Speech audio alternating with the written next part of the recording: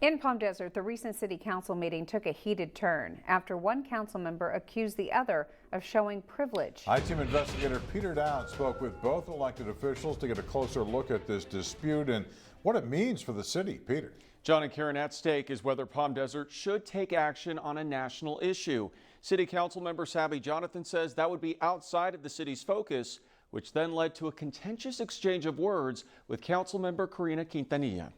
Very interesting. During Thursday's Palm Desert City Council meeting, Councilmember Karina Quintanilla discussed what she calls a desperate need for a new Human Rights Commission. After having some very impassioned conversations with residents and also with Mayor Kelly about some very unsettling experiences that were held by families of color in the city of Palm Desert.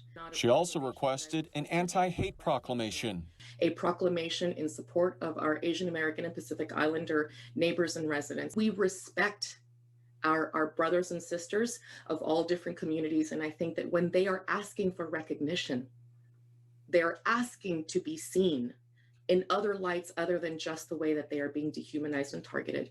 But Councilmember Sabby Jonathan was not on board. But I think that we actually need to set guidelines for proclamations. I've had concerns, our city has been so smart in just focusing on the business of the city and not getting political and not getting unfocused by political, state, national issues.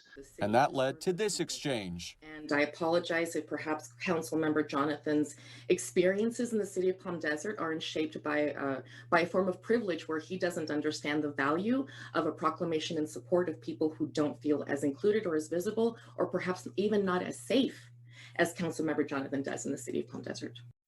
Well, that was something. That really takes us to a new low. Mayor Kathleen Kelly then stepped in. Let's try to make as few assumptions about each other as possible. Neither the Human Rights Commission nor proclamation were approved. I spoke with Council members Quintanilla and Jonathan about what happened. What did you think when Councilmember Quintanilla said that your experiences are shaped by a form of privilege and that you don't understand the value in that type of proclamation? I think she doesn't know me, and if she did, she probably wouldn't have made that statement. I'm a naturalized citizen. I'm a first-generation American, first generation to go to college. And I don't know, when you use the word privilege, I'm not sure that bio fits that word.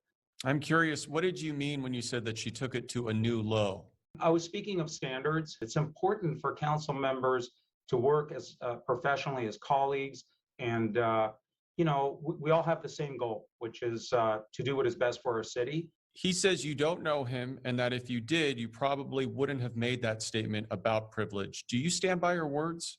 I absolutely do. Whether an individual wants to acknowledge that privilege exists or not, that's on them. But you can't deny that a system exists that benefits certain individuals over others.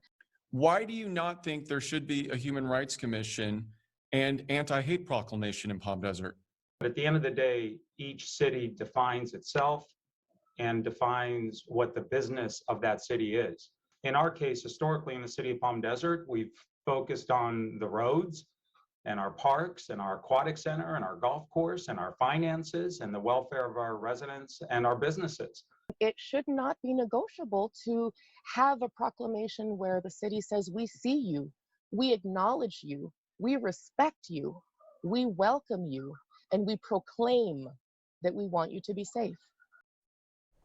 There are no written guidelines for proclamations, which are typically issued at the discretion of the mayor. The Human Rights Commission is on the agenda for the next council meeting. And despite their disagreement, both council members say they look forward to a productive and respectful working relationship with each other. For the I-Team, Peter Dowd, News Channel 3.